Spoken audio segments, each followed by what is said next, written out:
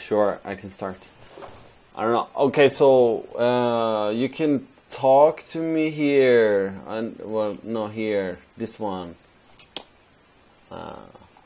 This guy. I don't know if this one works. I think this one works.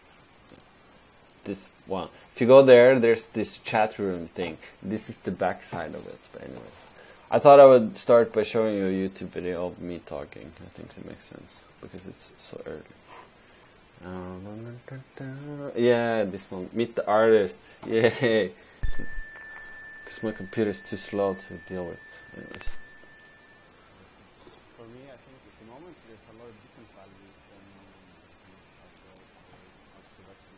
Anything from production value to market value to product value and all of them have their own kind of value system, and they're all evaluated differently. And I guess like what constitutes a good work of art is like up to anybody. Like everyone has their own formula. Totally. And I guess everyone has a different kind of ratio of the different values. So for me, my formula for determining what's good would be a level of like I like works that have a very high conceptual. Like this is a good idea. Then that is. But then if you add more aesthetic value to this mix, it gets even better. This is very good. Whoa. Where did it go? Huh? It's like always. But I think also, I don't know, like everything, the more work you make, everything comes back to that point. We have a little problem. I lost the YouTube. There. Okay. For you, for the market, for the gallery, for the institution, how do you do that?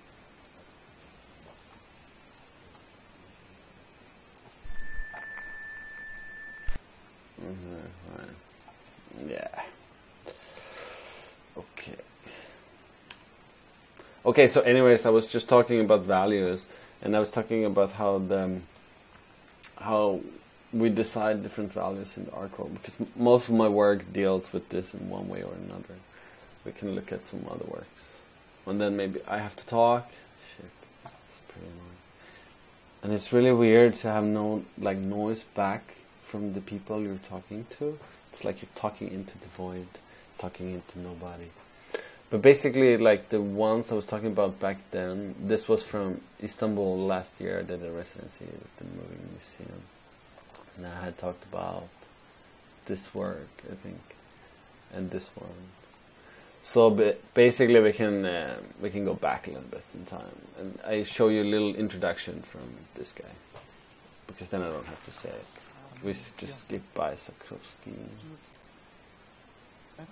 Instead, like other net companies. Okay. Art Let's just see. Tell me if you can hear this one.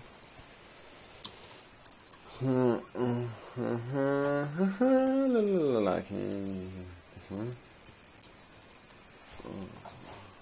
Sakrovsky. The art system as exposed representation of our capitalistic system, in my opinion. So I would give it over to him. Hi. Thank you so much for that pretty awesome introduction.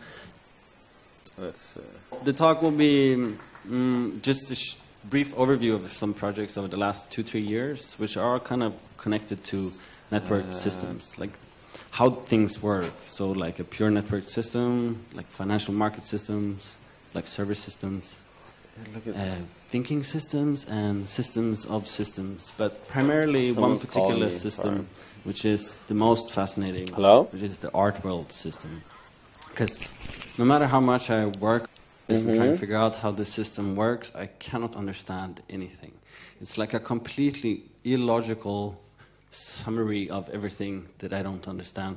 So I'm trying to kind of approach this system through different ways and doing different pieces in like operating within the system to kind of outsmart the art world, to figure out a way around in the art world so I can kind of optimize my path and sort of develop strategies and to win the art world game, basically.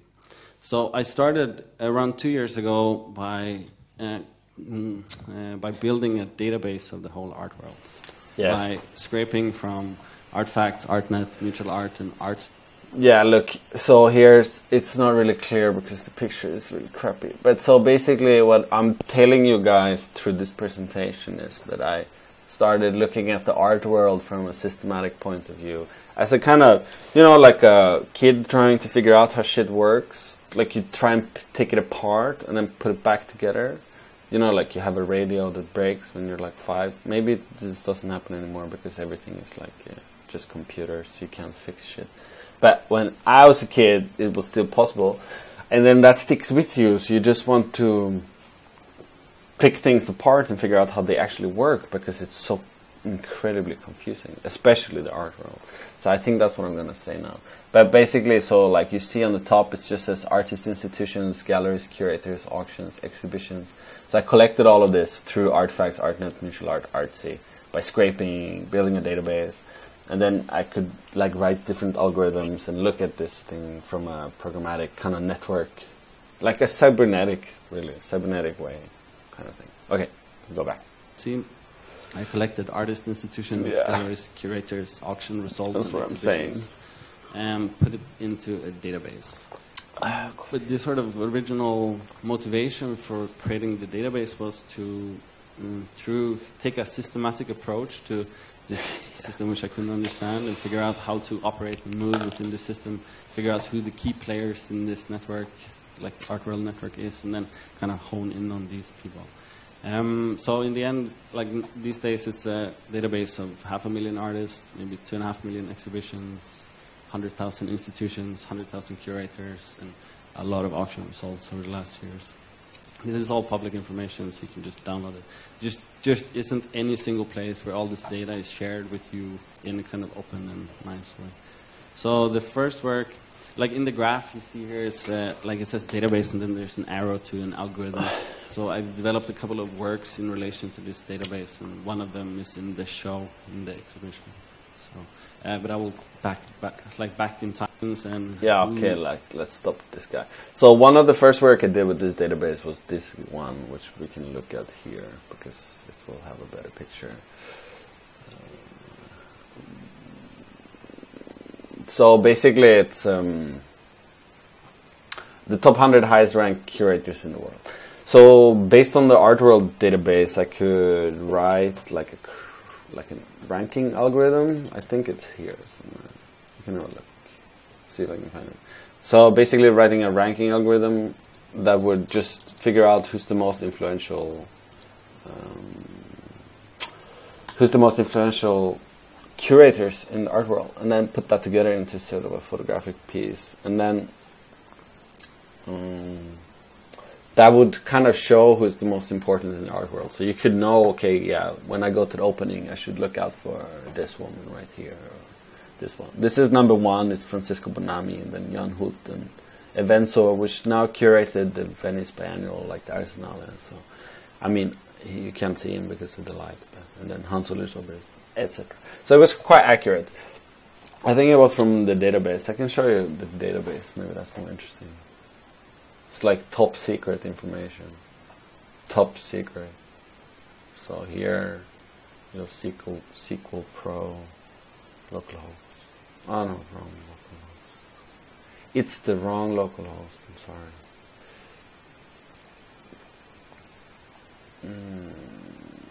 So basically, why? But why? That's why.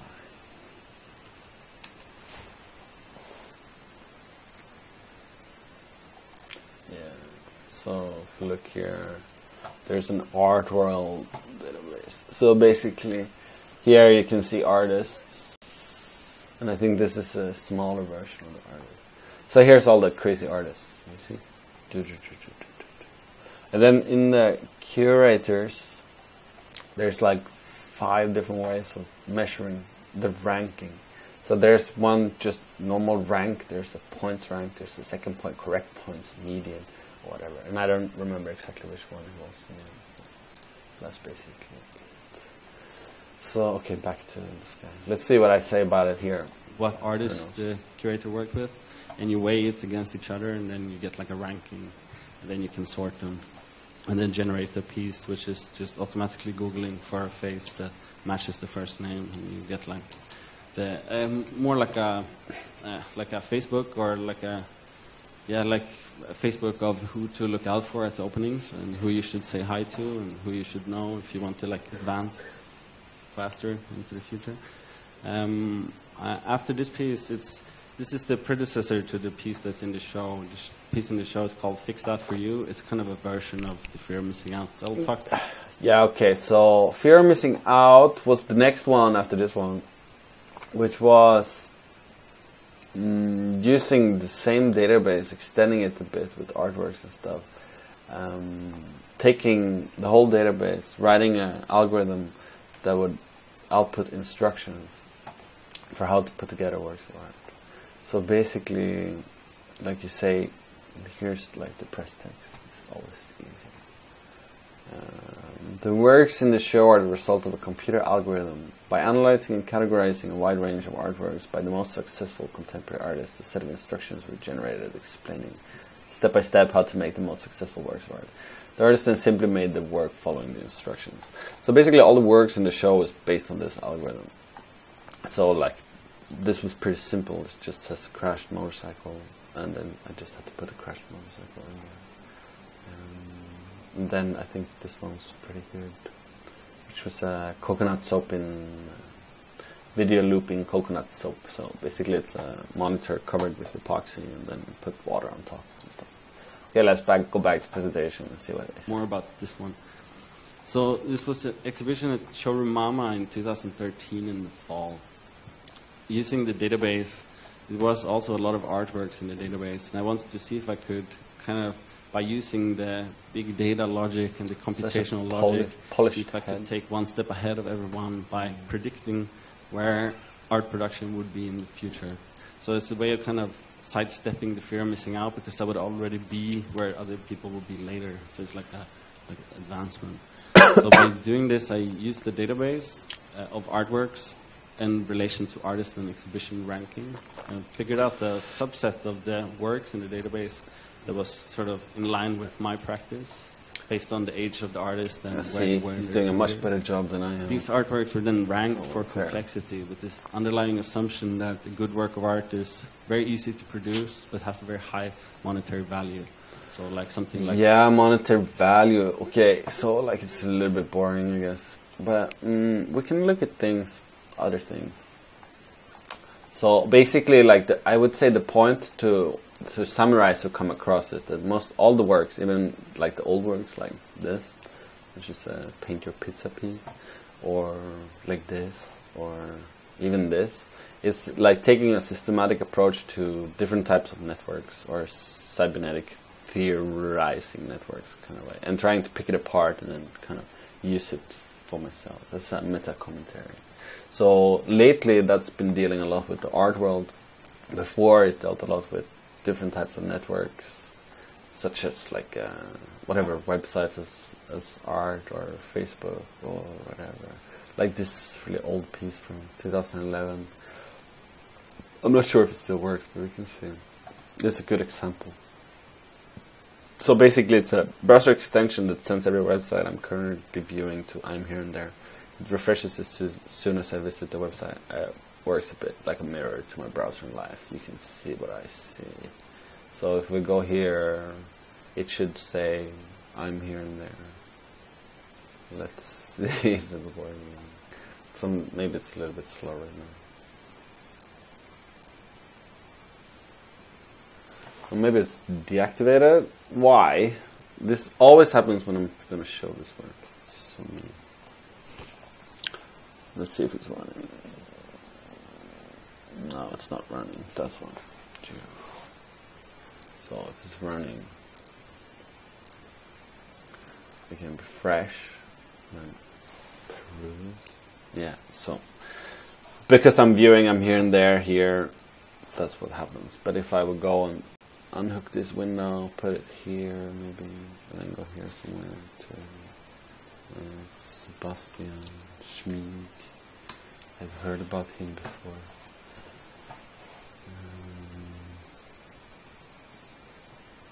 Then this would update Yeah, but then it's gonna update back to I'm here and there, I think, because that's what I'm doing right now.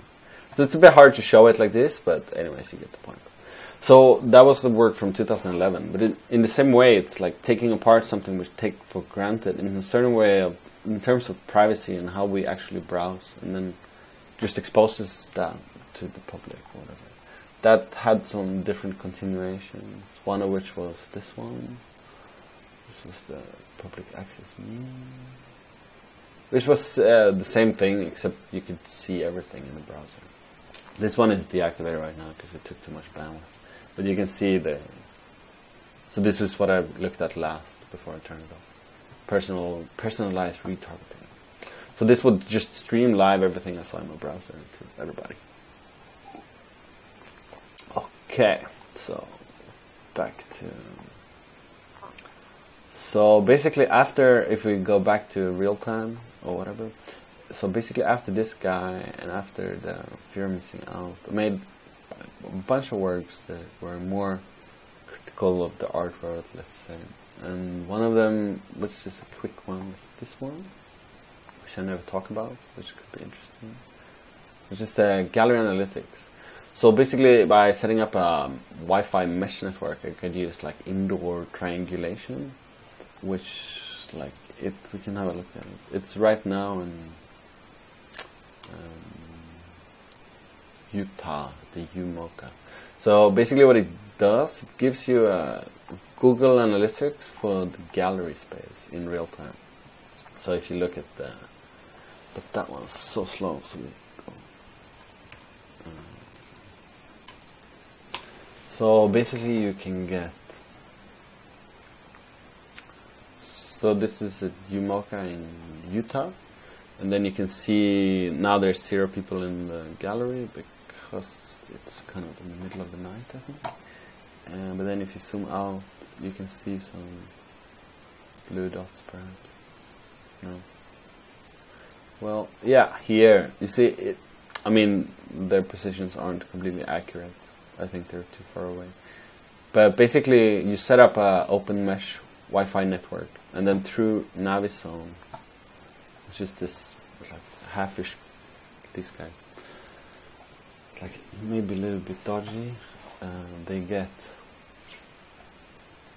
You can do indoor triangulation, which is like what shopping malls use to see how well window displays convert. So then we can just use that for galleries, and then optimize the install, whatever, everything. And then let's see if this guy has something better to say. E-Klein monochrome seems at least that it's very easy to make, and then it's worth a lot of money. Whereas like the Damien Hirst skull is very complicated because the production cost is so high that you can't produce it. And then based on the complexity, I could develop an artwork ranking algorithm, which I could then use to generate instructions for how to put together works of art. Okay, I'm gonna let him talk in the when I show, get some coffee. Mama, there was 14 different pieces. For example, this one, which is a crashed motorcycle. It was called Travestier Luck 221. It was quite an easy one to produce. You just have to find the motorcycle. This is a single-channel generative video installation, 4 poster changers with line drawings on poster paper. It's called Storage Product Crosses. Okay, so but we talked about this one, so we can skip that. Right. This one we don't want to talk about. Let's talk about this one, which happened after like a year ago. This is an exhibition from last year, which was more looking closer towards the kind of zombie formalism of the US art market. So it was a show consisting of 40 different paintings, and all the paintings were outfitted with produced based on auction results, kind of optimized from this, and then outfitted with a GPS tracker. So on the back of the stretcher bar, there's a GPS tracker, and it's operating with a SIM card and a lithium battery. And then once a day, it will send me the location of the painting to a kind of TCP socket. So we could have a look at that and see if it still works, just out of curiosity. So here's the Flip City artworks. So basically, wait, I just can't reveal any secret code. So like that So okay, first we gotta understand what's going on. So we have Flip City here. Flip City is 40 paintings, all with GPS trackers. So as they're being sold and resold, I can trace their location. And not only I can trace them, but everyone can see exactly where they are all the time. So there's a website for it called flip-city.net. So here you can see Flip City 1 is in Compton, Flip City 4 is in New York. And not only this, you also get the location history. So we can look at the Flip City 34, for example. So this guy's been at Steve Turner, LA, Mexico, Bogota, Segundo, LA, and then Waregem and Kortrijk. So it ended up in Belgium, basically. So if you look here in terms of ownership, here's the actual GPS tracker. This GPS tracker has a lithium battery and a SIM card. This SIM card sends a text message to my server once a day. This is what it actually looks like. It's doing it via a TCP socket, which people might not know what it is, but it's easy to find out. So basically you say this net here is listening on port 5521. So basically if it sends it to my port there, 5521, on a secret server, because I can't tell you exactly what, because then you can just hack it, which you're not allowed to. Then it comes in as a pure, like a long-ass data string. It looks really quite weird. And then just basically parse it by splitting. I mean, it's simple stuff. Just like split it here and then figure out everything. And then use Google Maps to process the address based on the lat long. Maybe has some maybe it has some type of log we can see. Who knows? I think this one is running crappy forever. Yeah. So here you can also see that Gallery Analytics is running, return of investment, everything. So if we check the log file, no change, connected, run. Well, you don't get any good logs. Anyways, so back. So, okay, maybe I forgot something. Let's see what this other unit says. I have a website connected to the piece, which is flipcity.net, where you can see the current location of all the 40 pages. Yeah, that's what I just So you said. have like Flip City 1 is in Compton, N2 in Compton, Signal Hill, Los Angeles. Should hide And this thought is that red hat. by placing this into the art market and working with a dealer based in LA, you can kind of track how the paintings will move around in the art world, like in the art market rather, and then figure out how to kind of optimize this and see like where's the art stored and how often does it move around. And it has specific terms of ownership stamped on the back, which includes that the owner may not tamper with the Yeah, good device, point. and if he ever auctions it, he has to include paragraph saying that the following owner needs to register his or her ownership with me on the website for the express purpose of replacing the battery in the GPS tracker, which is lasting for 3 People years, like. which is quite impressive. So in this case, you can see Flip City 34 was shipped to Bogota for an art fair, so it goes from LA See, to Mexico. I even to showed it Bogota, here. and Why do I always ends show up that? in El Segundo. I Should guess look that's at in some other California. ones. It's pretty.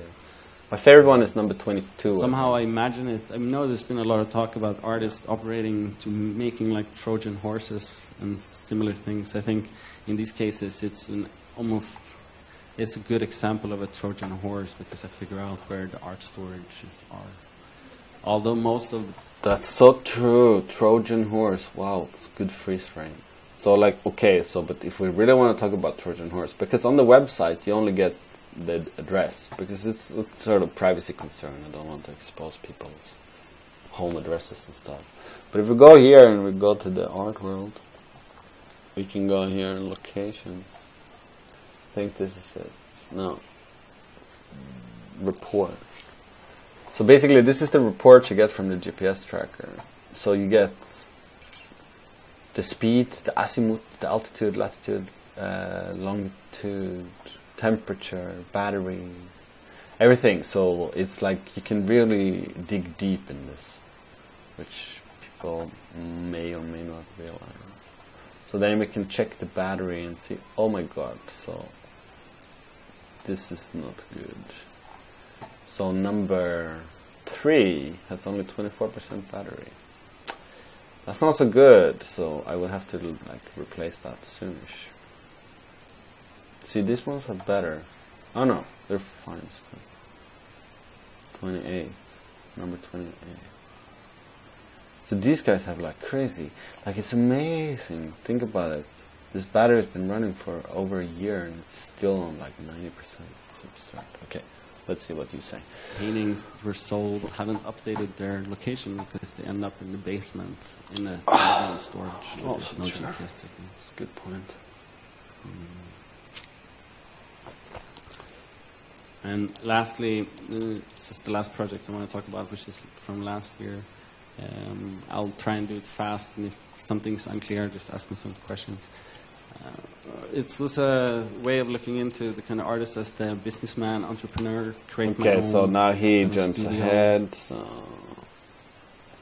Okay, so after this work, I made another work, which is a little bit complicated, so we can spend a little bit more time on it. It combines like all the different things into one crazy piece. More or less, I think. Okay, so let's have a look. So basically, well, maybe this guy can introduce it, and then we can talk about it more from a interesting point of System view. with evaluating art.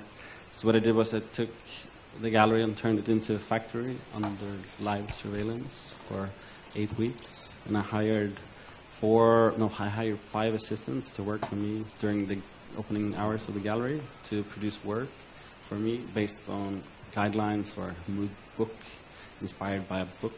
And then once the work was completed, according to the assistant, they would upload it to the website where the work would be appraised by an advisory board. And based on the advisory board's advice, I would decide whether to sign it or not. It's kind of modeled after Olafur Eliasson's studio, where he has like seances with his 40-plus assistants, and they work on a project for 4 weeks, and then they present it to him, and he ends up saying, no, this is not an Olafur Eliasson work, try again. So That's so true. Sorry, I'm getting a bit distracted by the Twitch chat. There's a guy asking if I can make a GTA 5 Xbox mod, which I have no clue how to do. So, and I just told him to ask his mom for some money so he can buy a computer. Okay, back. I wanted that for myself, but then also at the same time look closer at how this process works and like figure out how I can like optimize it for myself. So in this case, this painting that you see was not approved for my signature. Well, you don't really see a painting. Okay, so okay. So how much did you guess? Not so much. So let's start from the beginning. Basically, yeah.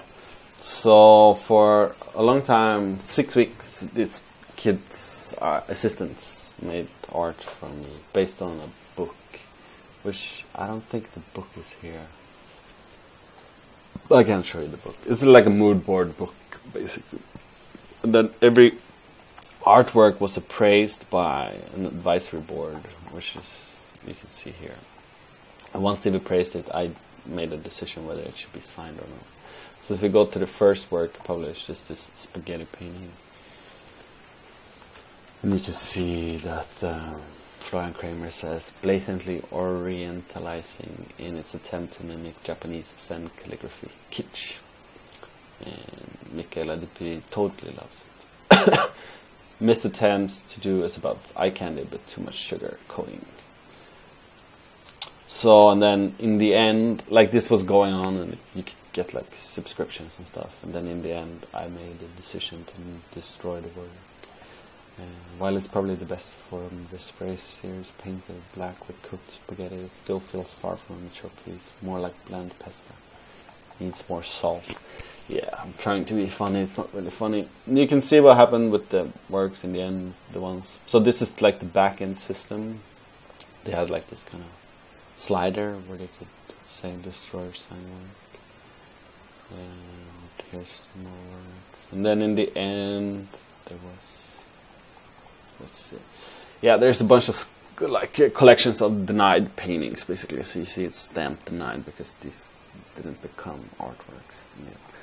So, but basically, so you have 14 people and 14 people commenting on artworks, but on not a single one, and I think there was over 100 produced, but only 89 put online. Not a single one did they actually agree about what's good and bad. So it just goes to show that it's very difficult to evaluate what's good and bad.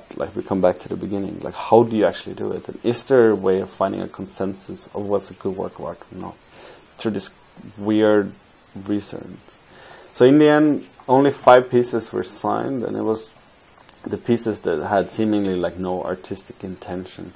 Basically, on the first day of studio practice, we put a canvas on the floor, which would just a drop cloth, which would just cover the floor from stains, basically. And at the end, it was the most beautiful one. So they're stretched on 2 by 2.5 meters, and then. I mean, the advisory board isn't so positive about it anyways, but in the end, I didn't care. Because, after a while, if you have 14 people praising all the works that are being produced, after a while, you just create this hostile kind of relation to them. You'd be like, hey, whatever, I don't care about what you say. So, in the end, it's just, the summary for signing the work was a series of paintings void of artistic intention. Seems like a perfect summary of studio practice. I think that makes sense. There's some other points to this. I guess it's the employment agreement, which is my favorite part of the piece. It's because it just summarizes everything that's going on. Because it's so many different parts to this work that it's sometimes hard to talk about, because you have all the different layers of how the work's produced, what about the authorship, what about the appraising, everything. So basically, my favorite part of this contract is this one. Assistant is prohibited from discussing, documenting, photographing, or sharing information or images in any form, public or private, including but not limited to social platforms such as Facebook, Twitter, or Instagram. Let's see what the Twitch guy is saying. Could you please do it? Yo, I don't know how to make Xbox GTA mods. Just Google. I don't know, it's not the most clever person. Okay, so we can go back to Mr. Other Jonas and see if he has something more to add. I'll let you. And this was my advisory board. And I think some of them are here today, so thank you for your advice. Then you can see the destruction advice at the end, and then when they're destroyed, they just stamp the big denied on the front of the canvas, so they can't be used. And the assistants had pretty strict employment agreements, which outlines their rights and what they can and what they can't do, and how much they're getting paid. So they're being paid 10 euros an hour for all the time in the gallery, and they're prohibited from discussing, documenting, photographing, or sharing. See, that's what I information just or images said. in any forum, public or private, including but not limited to social platforms such as Facebook, Twitter, or Instagram. And if they produced a work that got signed and sold, they would receive a 5% commission. So it was important to give the assistants fair pay as part of the whole system. And this is the book, which was made in an edition of 1. There's the book. It's not it's not instructions. It's more like guidelines and inspiration for how to primarily produce process-based abstraction. So it's like an essay and kind of slogan. Make it big and flat. Yeah. That's like a good point if you guide want to make gallery art. And kind of method. These two are by two different artists. They look quite similar, though. They sold for a total amount of 40,625. The commentary on different things that's going on, trying to figure out how it operates, and kind of advice that collectors don't want a unique original. They would prefer we're 15 of them rather than just one. Yeah, they're saying I'm out of time, so I'll just skip through all of these things. It's throughout the exhibition. So that guy is out of time, I'm not out of time. I can stick at this forever. So we can go back. I'm trying to think what makes sense. Actually, it's pretty hard because I don't know what you're busy with, so I don't know what's interesting to hear about in terms of if it's like technically interesting or conceptually interesting. So maybe someone over there can tell me what's worthwhile showing. And while you tell me and wait for the stream to catch on, I can talk about this guy. And then because I can show you all the kind of back-end stories to how things work on a technical level, but maybe it's not so interesting. Or maybe it's very interesting, and then we can see if that makes sense or not. Because the studio practice had also some, I mean, it's more interesting from like a web development point of view rather than anything else. Like how it's run and stuff. But if you're not interested, it's like really boring.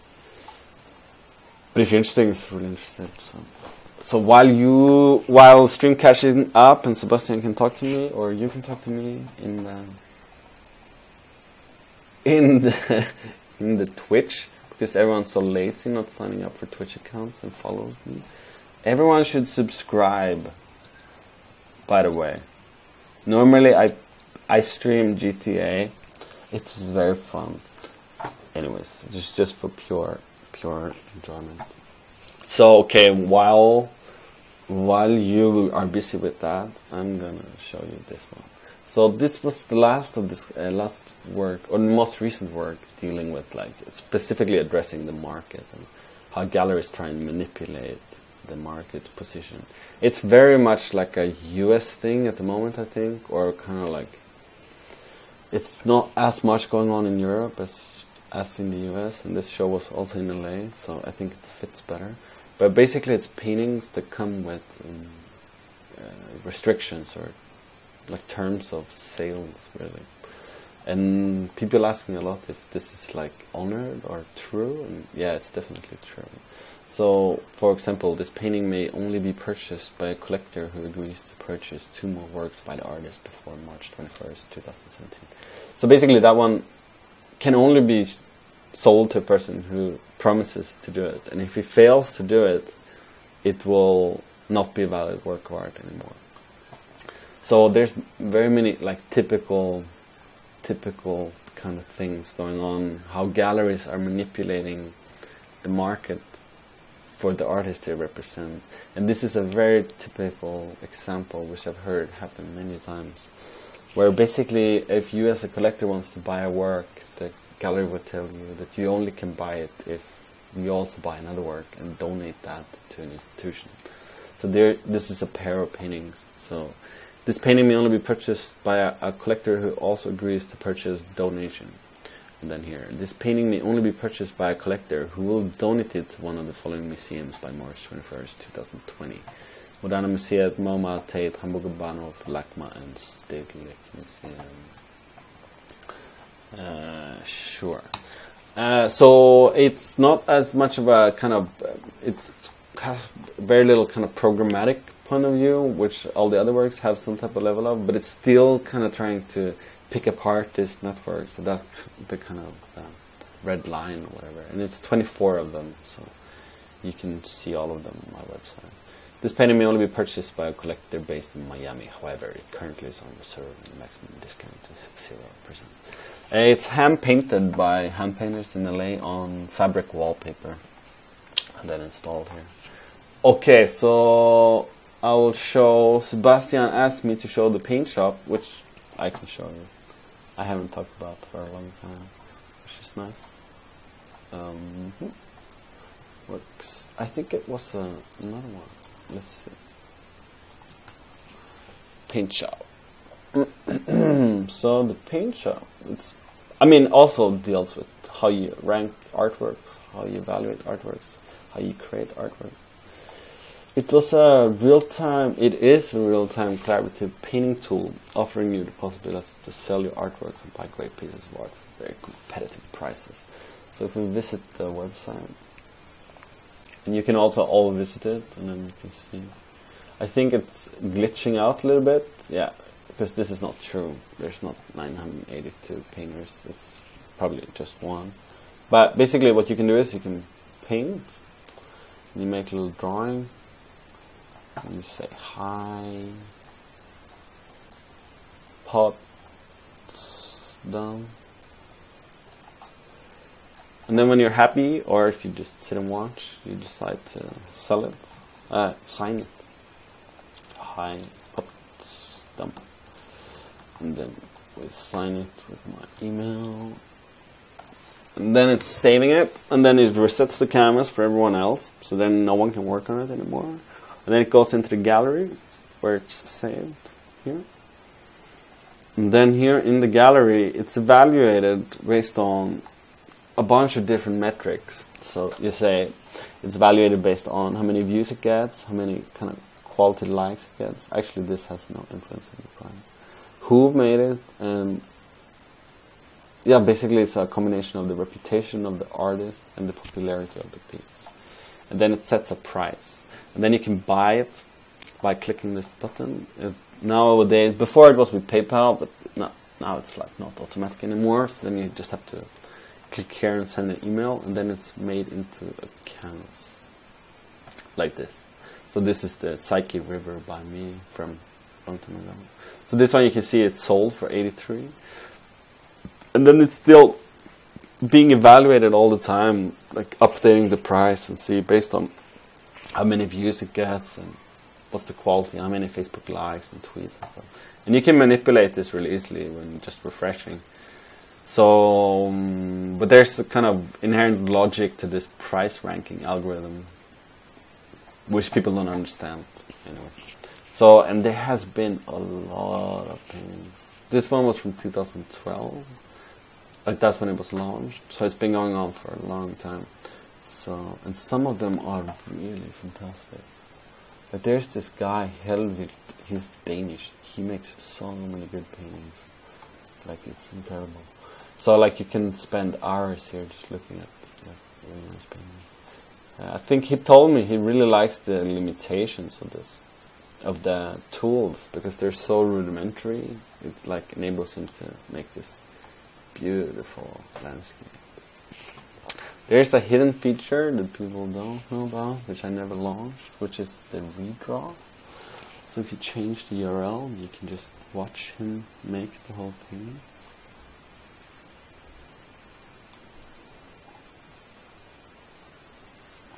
So this was one of the first works that were like addressing the kind of evaluation of artwork and how you rank different types of artworks and how this actually matters, or like how one system could work, and is there a way to kind of make a programmatic version of it that's faster and more accurate than anything else. So this one's quite pretty. I mean, this also gets quite heavy for the computer. It needs to be sped up and turned into images. I guess. One day I will turn all of it into videos, but maybe not right now.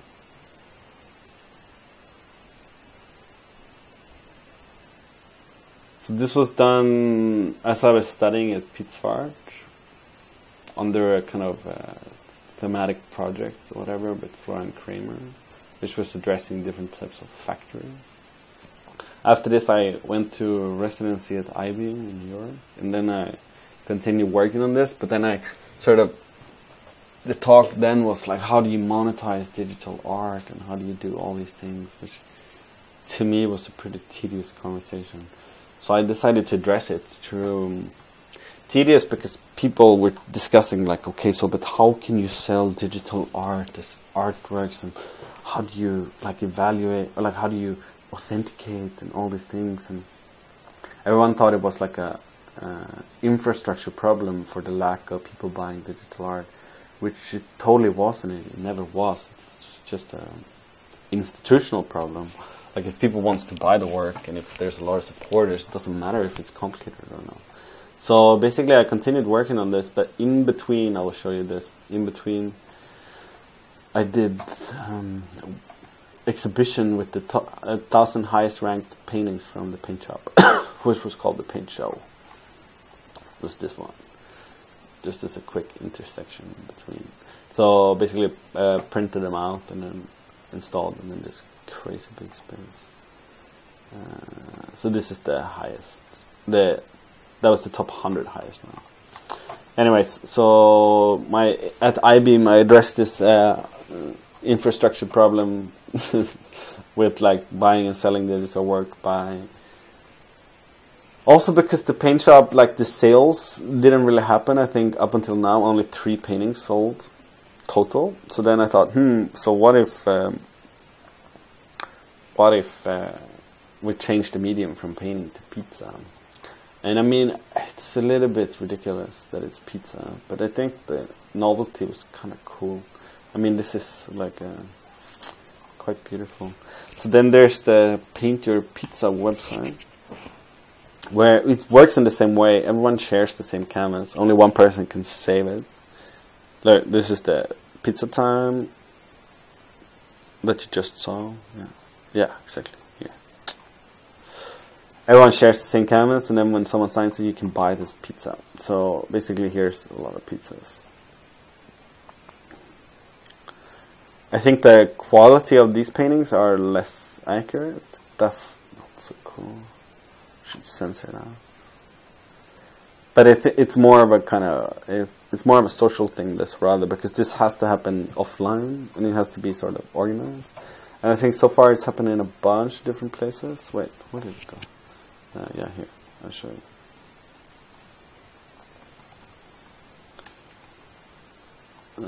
Here.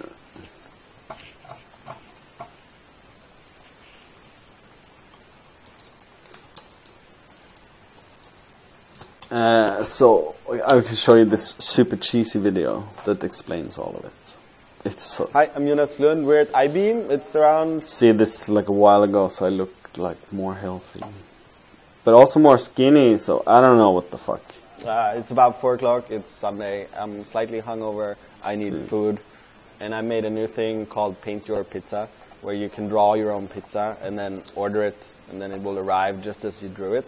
So that's what I'm gonna do now. So like, yeah, this was the first version. It doesn't look the same way, and this is my old computer, which was really nice one. I think I'm gonna paint a pizza of the Empire State Building. Okay, and then some orange on the side. Look, yeah, there I am painting. Fantastic. I'm gonna censor it. I just timed my pizza. I gave it a title. It's called Empire State Pizza, and I'm gonna buy it. So just hit the order button, fill in the boring form. It's like proceed to payment. Totally boom. PayPal done. Wow, that's really expensive. $40. You like this was in New York. New York pizza is like hi, huge. How are you? It's like, look at it. It's Thank like you. 18 inch or something, and I give him like too much money. All right, it's the reveal. What will it look like? The excitement is massive. Yeah, it's not so massive, seriously. Also, that pizza in the video arrived cold. So good. So. This one's saying it's like art on a pizza. Yeah, people quoted me on this a lot. I think it was a very stupid statement. It's like art on a pizza. It's not art on a pizza, it's art. And then we had like painted pizza parties. All of that, bitches.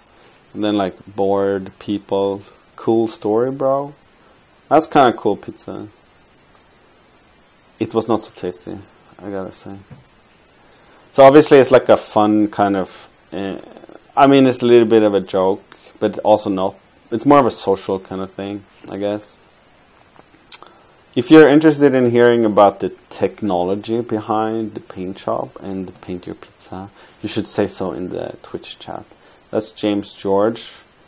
He's the guy together with... Like this guy who shot the video, Jonathan Menard. They made some interactive documentary that might be interesting. That's me eating pizza. Oh, so sad. Look, okay. Yeah, this was called The Digital Divide. Then there was, so it happened in a bunch of times. This pizza party. Here was the pizza maker in New York, and then here was in Denmark, which was much nicer install because it's like a bad 90s office kind of thing. Baked watch pizza. That's nice. Yeah. Oh, there's a portrait of Evan. I drew this portrait and then turned it into pizza. And it looks exactly like him. It's pretty interesting. Where did all the other pictures go? Okay. I think it's fine. Sounds tech. Okay, good. let's see. There was something. Ah, yeah. Okay. So Q&A now, because now I've showed a bunch of things, so now you can ask me questions. Yay! Yay! Much better.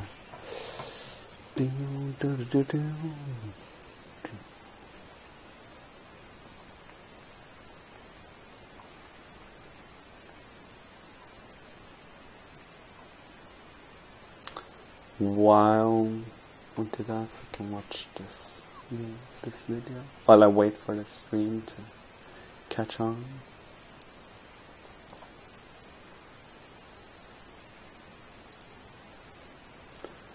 Okay, thank you very much.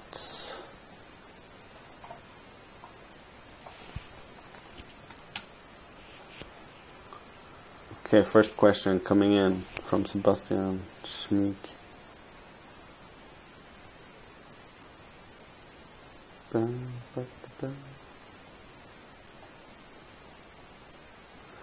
How makes money when a painting is sold? Who makes money? Who makes money? So actually, if no, not the pirate paint, the paint shop. So how it worked was this way: the money was split 50-50 between the person who signed the painting and me, minus production costs. But the production cost was so high that you normally made like zero money. Like, let's see, the ones that sold, yeah. So it's these 4 that sold.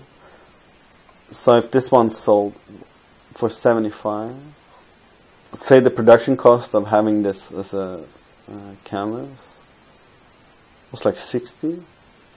Then there's like 15 euros left, which is split 50-50 between me and the guy selling it. So basically you get 7.5 euros. Ah, I see. Which one did you make? Paint gallery. Ah, it's beautiful. I think also actually the updating price script is only running once a day. So if you're fast, you can like buy it quickly. But we can have a look. I think it's. I don't remember where it is actually. Like what? Is it the paint shop that this? No. Then like, where is it hosted these days? Fuck, I don't remember. Paint shop. Oh, I switched it there. Okay. So let's have a look. The paint. No. The paint. No. Yeah, so here's like the update price script. This one, update price. But yeah, no, if I run it now, it's probably gonna break. So. Okay, more questions? Do you have more questions?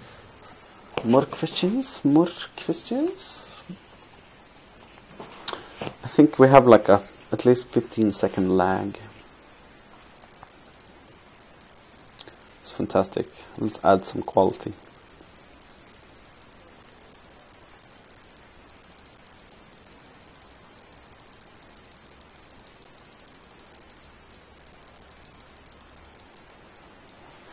You can also just switch to playing GTA. That's also fine. You can watch this video here. It's simple. It's simple. See this? This the kingpin, alright? And he the man. You get the other dude's king, you got... No, there's not going to be any pizza party in Berlin because I decided to say no to all the invitations to make Paint Your Pizza parties. Because I thought, okay, no, that was like fun for 1 year or 2 years, but now it's over.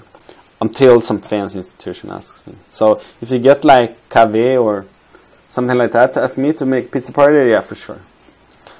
But also, the second point is that you can just make one yourself. All you need is like a pizzeria that will collaborate with you, because you don't need me. Because how it's been done in the last times is that actually, like, we just printed printed the pizza, and then you just brought it to the pizza guy and gave him money. So, like, you can just do it. It's totally fine. You don't need, like, the system. You only need, like, the drawing system, really. And then pizzerias are happily collaborating with it. Okay. Whoa. Slow. 2 questions. Okay, what did you study? Basically, how did you get there? Well, I studied. Okay, yeah. Now we go to the most important part for any artist, the CV. Yeah, then we can see what I studied. So basically, I studied photography at the Ritfeld back in the day, but then I finished that like 6 years ago. Holy shit! Yeah, time goes fast. So that was a Bachelor of Fine Arts in photography, which I've since removed from the CV because I don't really care that people know this. But during this time, I made like tons of stuff that was. It was still using the same type of method of picking things apart from the inside, like a meta-commentary, but dealing with very different topics, like about photography history and stuff. But during my years here, like the last year and a half, I started programming websites for cash to like sustain myself or whatever. And then after that, I transitioned into making like online stuff because it was way more fun than working with photography. Photography was like this super heavy burden to carry, like a huge rock on your shoulders. But the whole history of like photography history was like, every time you made something, you had to like look back and think like, oh, what the fuck, it's so exhausting.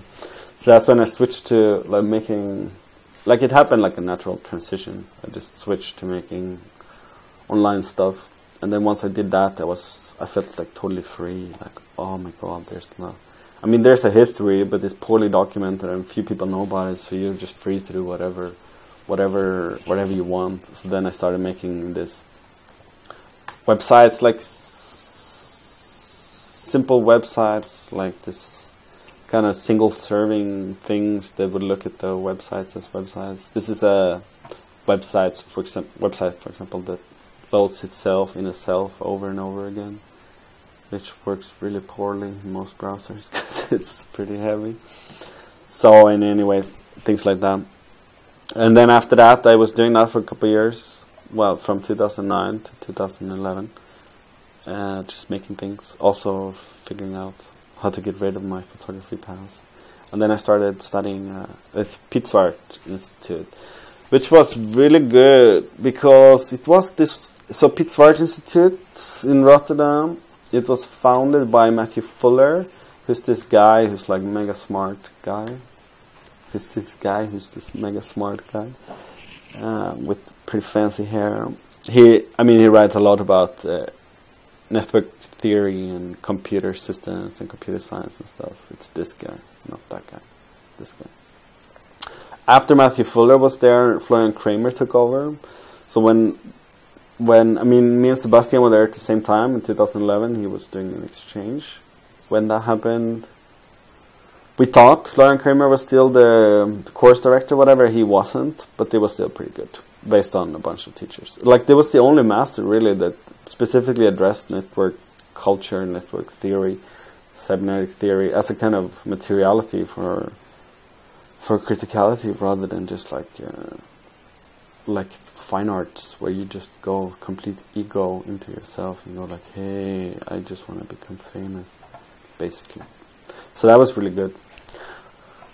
I guess maybe it's similar to what you're studying right now. Not sure. Okay, more questions. Do you have more questions? Bum, bum, bum.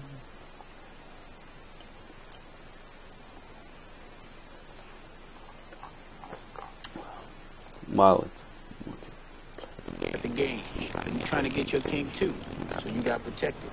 At a king, he move one space any direction he dare choose, cause he's the king. Like this, alright? But he ain't got no hustle. But the rest of these motherfuckers on the team, they got his back. And they run so deep, he really ain't gotta do shit. Like your uncle. Yeah, like my uncle. You see this? My process, I'm making many things. It's true. Good question. Okay, it's good that I just saw that you followed me on Twitch.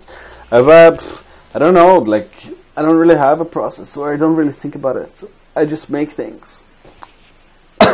It's more figuring out, like, for what and for who and in what context, and based on these three things, you can figure out, like, what you want to make or what you don't want to make. So, but it's kind of a thing to keep yourself from getting bored, really. And to keep yourself from being bored, you have to be in the perfect sort of balance between stress and boredom. And that's like the process, to figure out how to keep yourself entertained while still doing things that you deem relevant.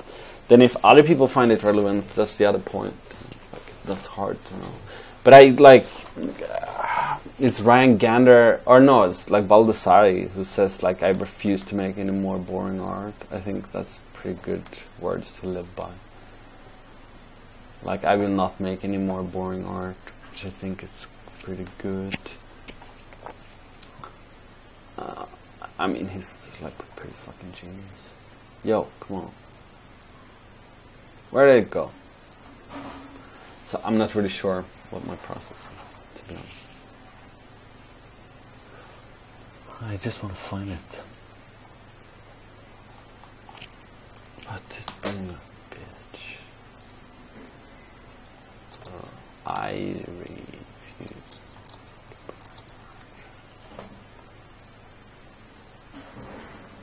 Words to live by. I will not make any more boring art.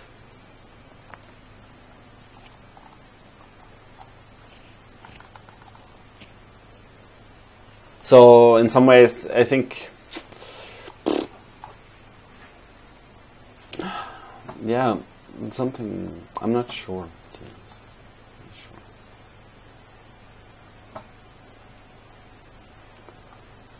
I'd say this though, like, the benefit of working with computers, or like code as a materiality, although it takes shape in many different forms and goes into galleries and not, and everything. The benefit of that is that you're always kind of on the forefront of innovation. So you have like the whole bulk of technological innovation at your disposal to comment on. And there's always something which is that you sort of have to address through that, because it's the most culturally important aspect of our life, certainly, like everything that goes on online. So, and you're like it's at your fingertips, so you can just be actually on that, I think. Okay, I deem that an answer. Now ask me something else. Ask me something.